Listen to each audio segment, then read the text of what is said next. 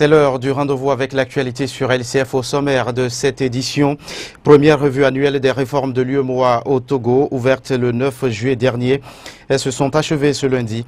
Durant 5 jours, ces travaux ont permis d'évaluer la mise en œuvre de la politique d'intégration sous-régionale. L'actualité à l'étranger, 170 Palestiniens tués par l'armée israélienne. C'est le dernier bilan des bombardements sur Gaza lancés il y a une semaine par l'État hébreu. Les populations civiles sont particulièrement touchées. Et puis en fin d'édition, nous irons à Kara au nord du Togo. Kara qui vibre depuis samedi au rythme des luttes traditionnelles et voilà les demi-finales dans le canton de Tchitchao à suivre dans cette édition. Merci de votre fidélité, mesdames et messieurs. Bienvenue à cette édition du journal sur votre chaîne. La première revue annuelle du processus d'intégration de l'UEMOA au Togo vient d'achever ses travaux ce lundi à Lomé.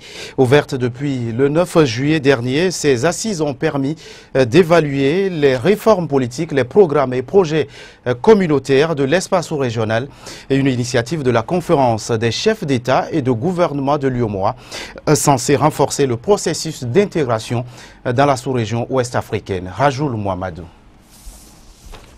La revue annuelle du processus d'intégration de l'UEMOA est à son premier exercice au Togo. Pour cette grande première, un comité technique, appuyé d'une dizaine d'experts, a réalisé le check-up des différents départements techniques concernés par l'état d'application des actes communautaires adoptés par l'instance sous-régionale.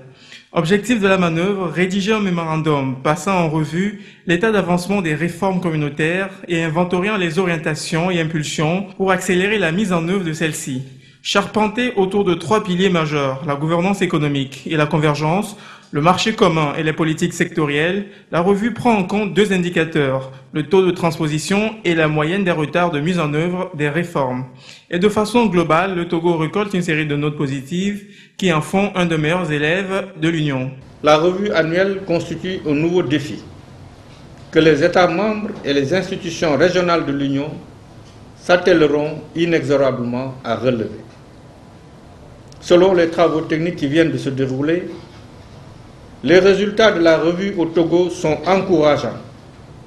Avec la détermination de tous, cette performance s'améliorera sous peu.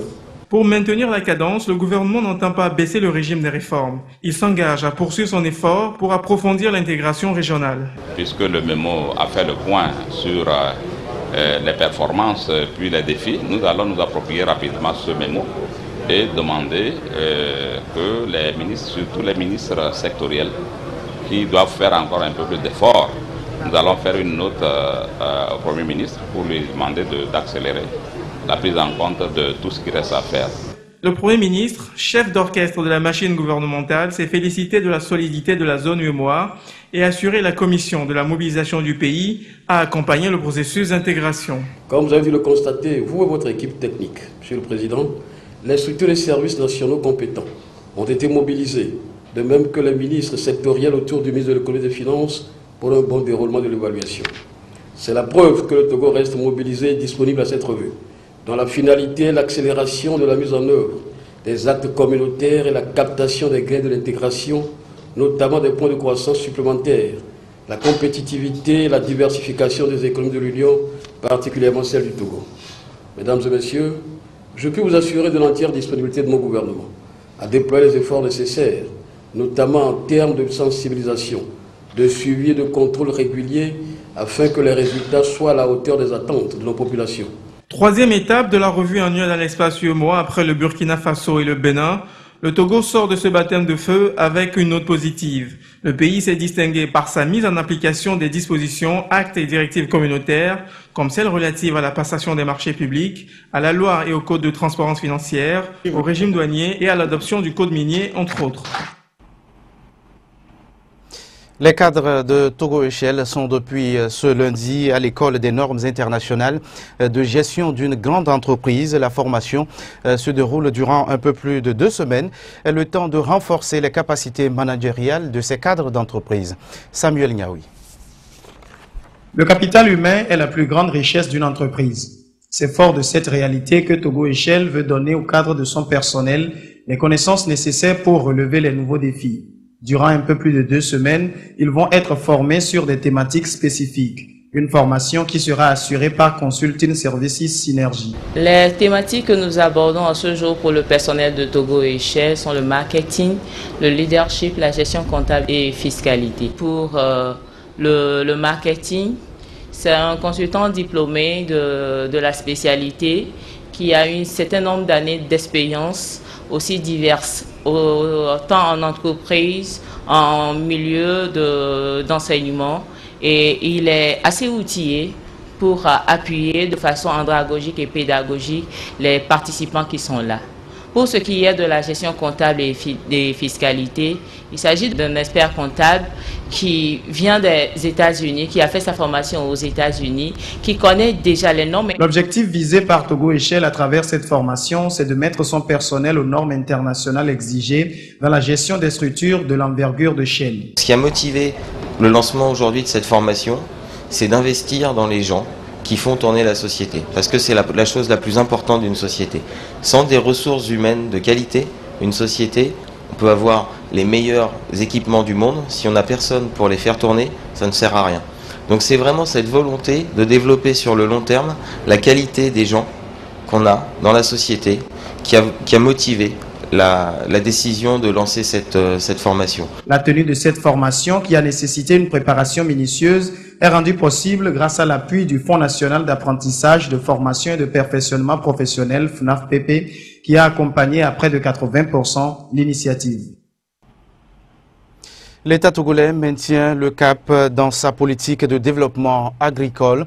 Le projet de développement de la production rizicole dans la région de la Kara bénéficie de financement. C'est à travers un don de matériel roulant et de kits informatiques. Le gouvernement togolais a été soutenu dans cette action par la Banque arabe pour le développement en Afrique. Alfred Midissa, Hugues Vignon-Atipo.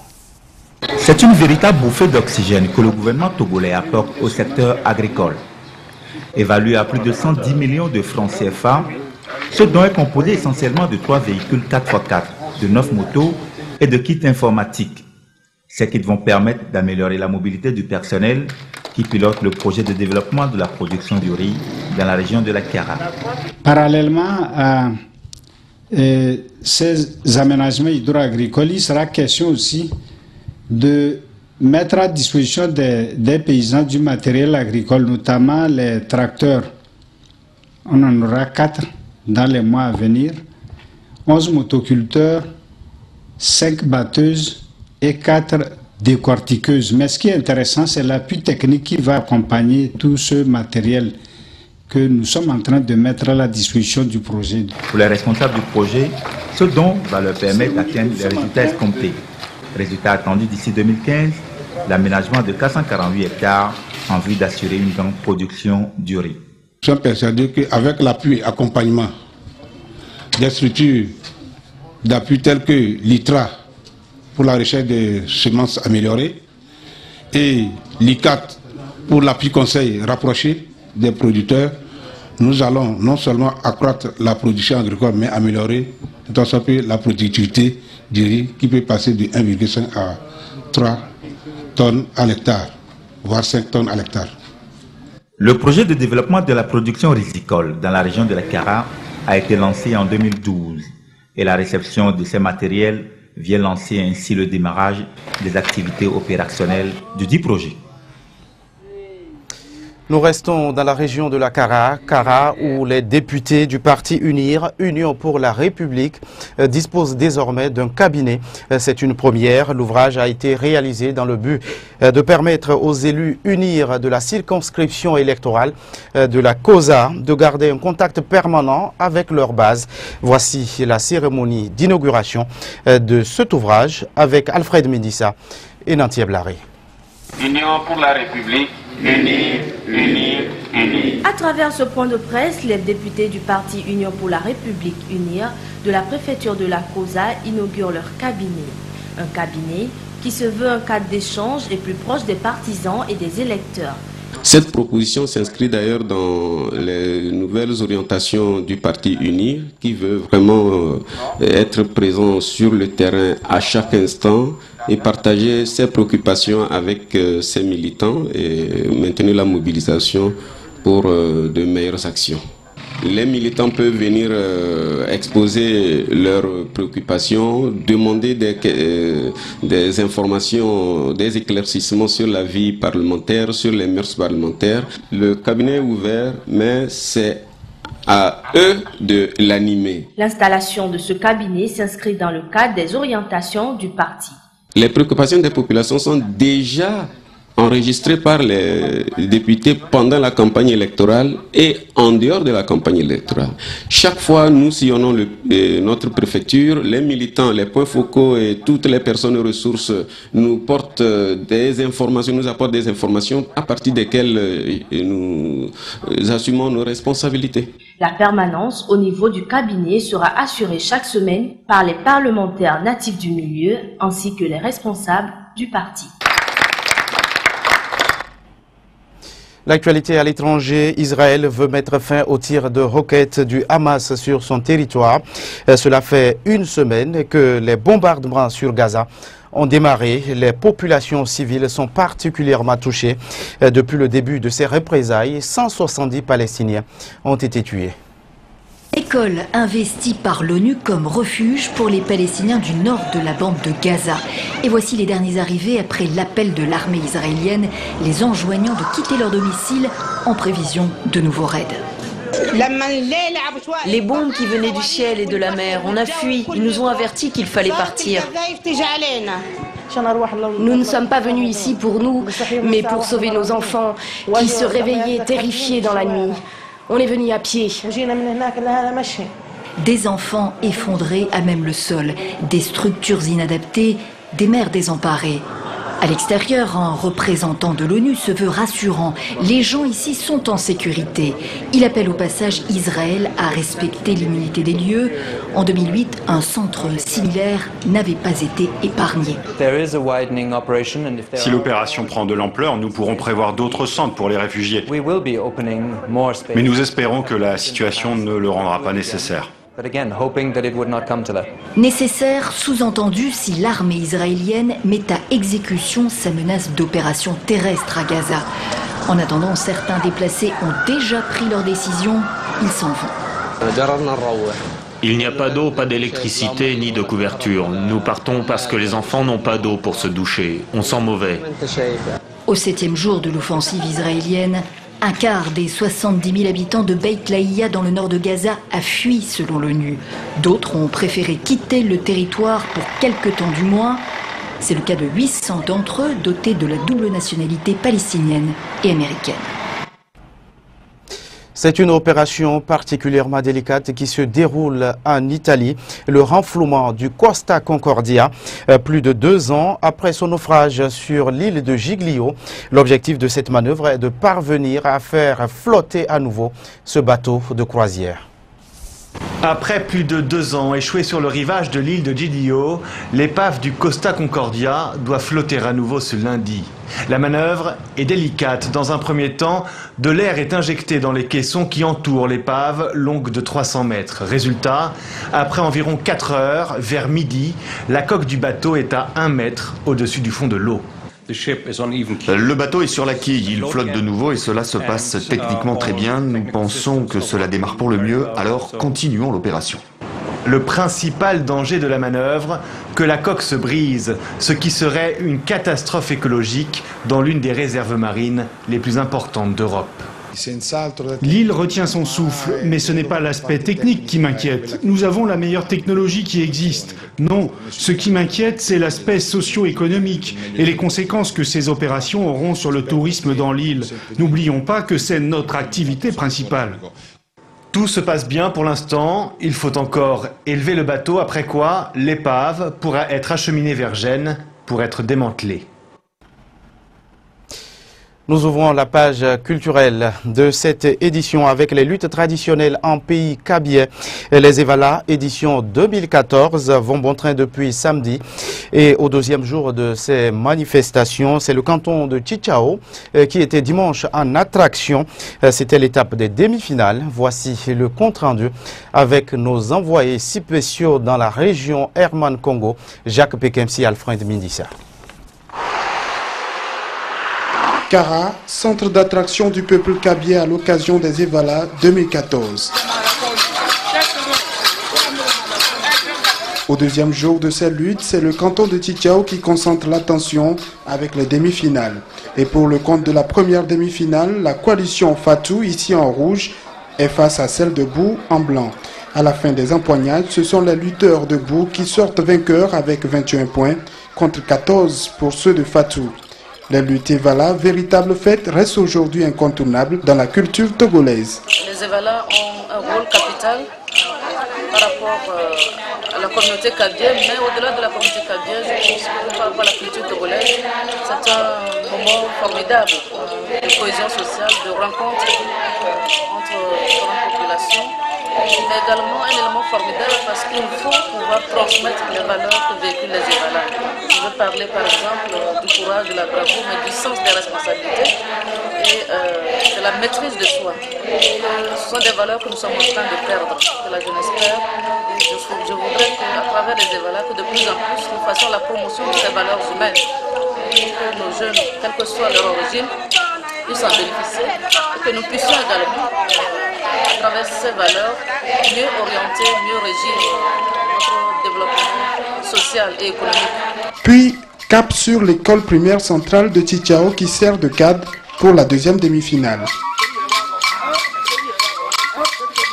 Ici, c'est la coalition Kigbeleng en vert qui est face à celle de Azelou en blanc. Après une lutte acharnée, ce sont les verts de Kigbeleng qui sortent vainqueurs avec 13 points contre 12 pour ceux de Azelou. Et pour l'occasion, le chef de l'État reste présent sur les terrains, histoire de montrer que le gouvernement attache du prix à la culture.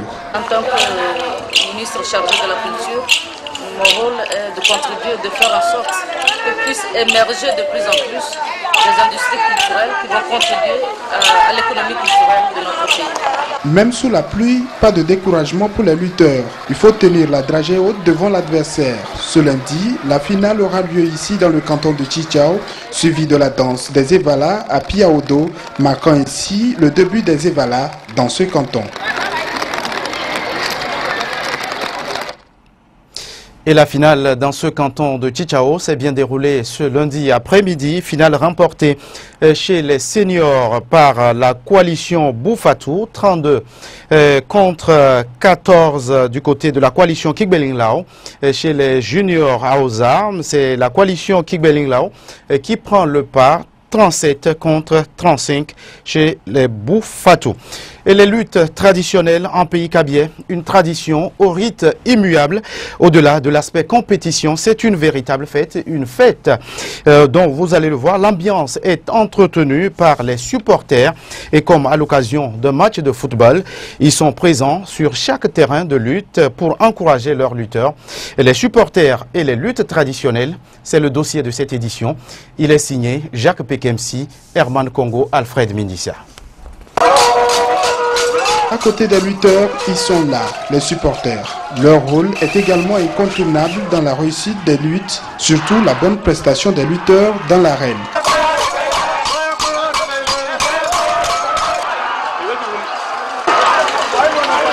Encourager leurs lutteurs et même dissuader l'adversaire, telles sont leurs missions. Nous supportons les Evala juste pour les encourager à lutter et à ne pas avoir la trouille. Donc on ne va pas la peur d'affronter l'adversaire. Et aussi, nous voulons aussi dissuader l'adversaire que nous avons des Evala très valides, des éléments qui peuvent faire quelque chose aujourd'hui. Et pour atteindre leur objectif, tous les coups sont permis. Danse de toutes sortes.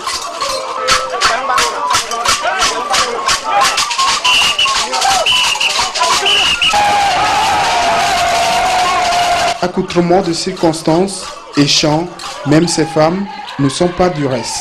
Des chants dans lesquels des messages sont véhiculés. Les chansons, voilà, les chansons c'est pour motiver, c'est pour animer, faire de l'engouement, faire de façon que la fête est bien lieu. Le message, oui, c'est pour aussi encourager les autorités du pays pour qu'ils puissent œuvrer dans la continuité des coutumes, les us et coutumes. Rester derrière son lutteur, oui, mais pour faire partie des supporters, il faut remplir des conditions. Le supporter, c'est celui qui motive le combattant.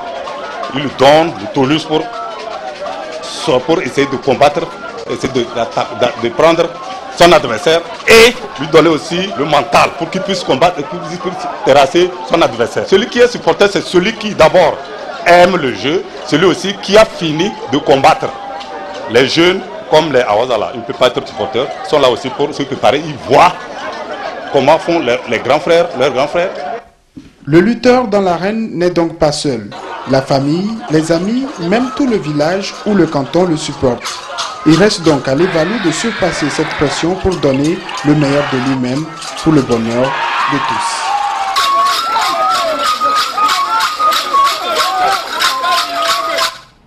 Merci à vous qui êtes restés à notre compagnie. C'est la fin de cette édition. Bonne suite de nos programmes. À demain.